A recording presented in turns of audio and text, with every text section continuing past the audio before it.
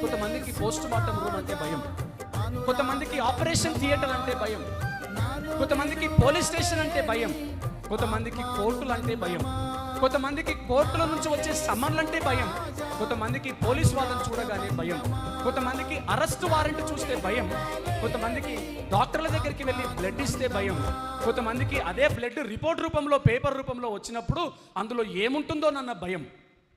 జనాలకు ఎక్కడో ఒక దగ్గర ఏదో ఒక సందర్భంలో భయం అనేది ఆవరిస్తుందండి. 2000 సంవత్సరాల క్రితము భూమి మీద మరి ముఖ్యంగా యేసు ప్రభువారికి సిలువకేసినటువంటి ఆ ప్రాంతంలో, యెరూషలేము పరిసర ప్రాంతాల్లో సిలువను చూసి భయపడే వాళ్ళు చాలామంది అండి. గజగజగా వణికిపోయేవాళ్ళు.